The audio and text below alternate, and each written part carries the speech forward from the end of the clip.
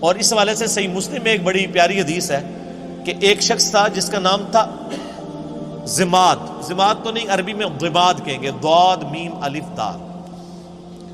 اس کے بارے میں مشہور تھا کہ وہ جن نکالا کرتا تھا. وہ مکے آیا کہیں تو اس کو پتا چلا کہ اس طرح مکے میں ایک شخص محمد صلی اللہ علیہ وآلہ وسلم ان کے ساتھ اس طرح کا مسئلہ ہوا ہے. کچھ عرصے سے وہ اس طرح کی باتیں کرتے ہیں.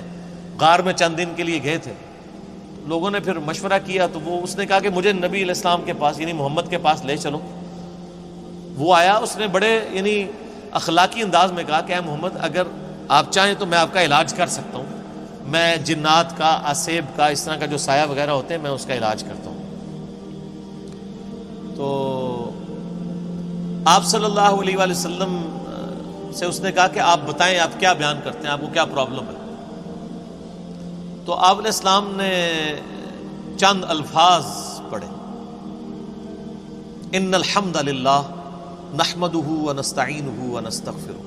بے شک تمام تعریفیں اللہ کے لیے، ہم اسی کی حمد کرتے ہیں، اسی سے مدد چاہتے ہیں، اسی کی طرف رجوع لاتے ہیں. من یہدہ اللہ فلا مضل لہ، جسے اللہ گمراہ کر دے، جسے اللہ ہدایت دے اسے کوئی گمراہ نہیں کر سکتا.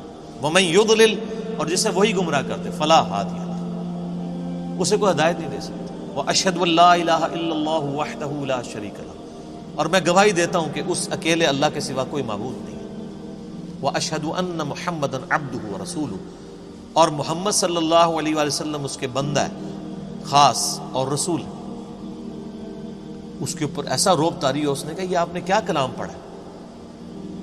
دوبارہ پڑھے، دوبارہ پڑھا. اس نے کہا ایک دفعہ پھر سنائے. ابھی قرآن تو پڑھا ہی نہیں تھا، صرف آپ نے اپنے خطبے کے الفاظ پڑھے. تیسری دفعہ جب اس نے سنا، اس نے کہا واللہ ایسا کلام میں نے کبھی نہیں سنا. آپ اپنا ہاتھ بڑھائیں، میں آپ کے ہاتھ پہ بیعت کروں، میں اسلام قبول کرتا ہوں. یہ صحیح مسلم میں حدیث ہے. تو وہ آیا علاج کرنے تھا، اس فیلڈ کا ایکسپرٹ تھا. جس طرح آپ دیکھ لیں کہ جادوگروں نے اسلام قبول کر لیا تھا، ان کو پتہ چل گیا تھا کہ موسیٰ علیہ السلام جو کچھ کر رہے ہیں یہ جادو نہیں ہے، کیونکہ ہر ایکسپرٹ اپنی فیلڈ کو جانتا ہے. ایک ڈاکٹر کو پتا ہے کہ ڈاکٹر زیادہ سے زیادہ کیا کر سکتا ہے، اور اس کے سامنے کوئی ایسا ایکسپیرینس آ جائے وہ کہے گا یہ ڈاکٹری میں پاسبل نہیں. جادوگروں کو بھی پتا تھا کہ جادوگر آنکھوں کا دھوکہ کرتے ہیں، یہ تو فزیکلی کر کے بتا رہا ہے یہ جادو نہیں. تو جادوگر جن کی بیس پہ فرعون اکڑا ہوا تھا وہ تو مسلمان ہو گئے، اس کے بعد تو فرعون کو ویسے ہی مسلمان ہو جانا چاہیے تھا، لیکن نہیں ہوا، ہدایت اس کی قسمت میں نہیں تھی. یہاں پہ بھی مشرکین عرب جو بار بار کہتے تھے اس پہ جنات کا اثر ہے، جو جنات کا ایکسپرٹ ہے وہ کہہ رہے کہ یہ جنات کا اثر نہیں ہے، اور وہ مسلمان ہو گیا. اس کے بعد گنجائش رہتی تھی کہ مشرکین عرب نبی علیہ السلام پہ ایمان نہ لاتے، لیکن وہ قسمت میں ہدایت. اور لوگ کہتے ہیں جی اللہ کے نبی زندہ تھے، لوگ پتہ نہیں کیوں نہیں بات مانتے تھے. آج اللہ کے نبی کی بات مان رہے ہیں لوگ. وہ تو ان سے بہتر تھے، وہ کافر تھے، کم از کم ڈٹے تو ہوئے تھے نا. یہ مسلمان ہو کے اللہ کے نبی کی بات ماننے کے لیے تیار نہیں ہے. تو میں تو آج کل کے مسلمانوں کو دیکھتا ہوں تو مجھے اندازہ ہو جاتا ہے کہ واقعی یار ایک بندہ نبی کو مان کے بھی نبی کی نہ مانے تو یہ تو بڑا مسئلہ ہے، اور ایک بندہ نبی کو مان ہی نہیں رہا وہ اس کی نہ مانے تو وہ چھوٹا مسئلہ.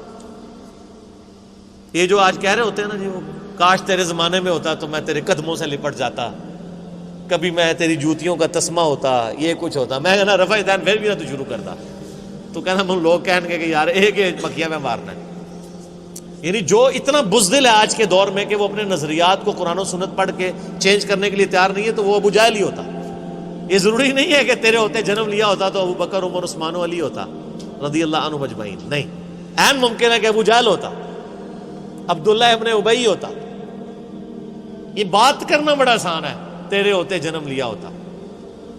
یہ ساری کہانی ہے میرے بھائی، یہ بڑا مشکل کام ہے.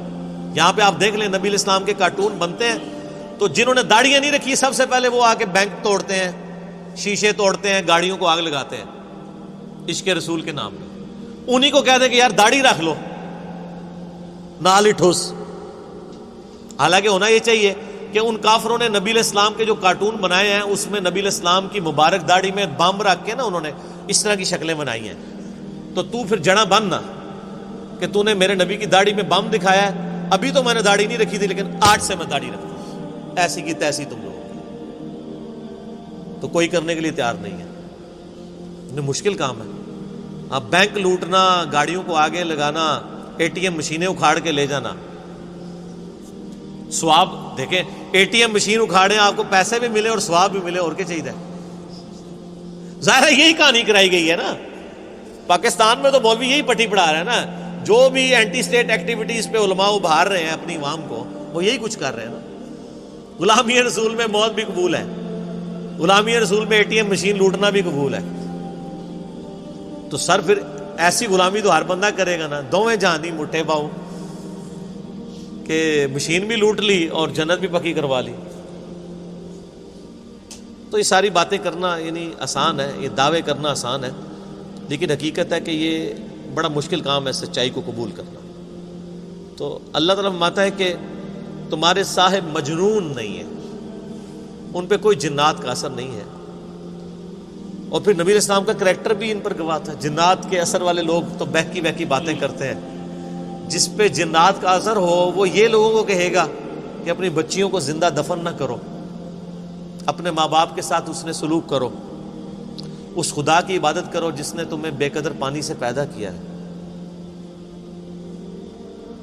اس طرح کی اخلاقی اقدار جس پہ جنات کا اثر ہو تو اس طرح کی باتیں تو نہیں کرے گا. پھر سورہ یونس میں اللہ تعالیٰ شروع میں آیت نمبر 14، 15، 16 میں آپ کو ملے گا.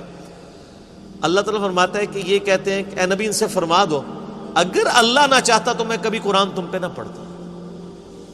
اور یہ کافر کہتے ہیں کہ نبی اس قرآن کو بدل دو یا کوئی اور قرآن لے آؤ، یعنی یہ تو بہت سخت قرآن ہے. اے نبی تم فرماؤ کہ مجھے کوئی حق حاصل نہیں کہ میں اپنی مرضی سے اس قرآن کو بدل دوں. میں تو خود اس وحی کا پابند ہوں جو اللہ کی طرف سے میری طرف آتی ہے. قل انی اخاف ان عصیت ربی عذاب یوم عظیم. اے نبی یہ بھی فرما دو کہ بالفرض اگر میں بھی اپنی خواہش نفس سے کچھ ایسا معاملہ کرتا ہوں، اپنے رب کی نافرمانی کرتا ہوں، تو میں بھی ڈرتا ہوں کہ بڑے دن کا عذاب مجھے بھی آ پکڑے گا. اس سے زیادہ اور کس طریقے سے آپ کو بات سمجھائی جاتی کہ قرآن میں یہ آیت 3 دفعہ ریپیٹ ہوئی ہے، سورہ یونس میں، سورہ الانعام میں اور سورہ الزمر میں. قل انی اخاف ان عصیت. اے نبی تم فرماؤ مجھے تو خود خوف لگا ہوا ہے کہ بالفرض اگر میں نے بھی اپنے رب کی نافرمانی کی تو بڑے دن کا عذاب مجھے بھی آ پکڑے. یہ آپ کے بابے ہیں جو کہتے ہیں جو ہمارا مرید ہوا تو ہم تو اس وقت تک جنت میں نہیں جائیں گے، حالانکہ وہ بابے خود نماز پڑھ رہے ہوتے ہیں نا، ان کے مرید نماز پڑھ رہے ہوتے ہیں. نماز کا پوچھے کہتے ہیں مدینہ شریف پڑھتے ہیں. ان سے کہیں کوئی ضعیف حدیث دکھا دیں کہ نبی علیہ السلام جب مکے میں تھے تو مدینے آ کے نماز پڑھتے تھے اور جب مدینے میں تھے تو مکے جا کے نماز پڑھتے تھے. کہانیاں.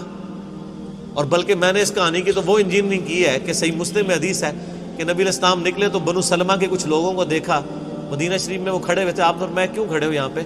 تو کہا یا رسول اللہ ہم ذرا دور رہتے ہیں تو مسجد نبوی میں آتے ہوئے ہمیں ٹائم کافی زیادہ لگ جاتا ہے، تو ہم نے ارادہ کیا کہ ہم مسجد نبوی کے قریب شفٹ ہو جائیں.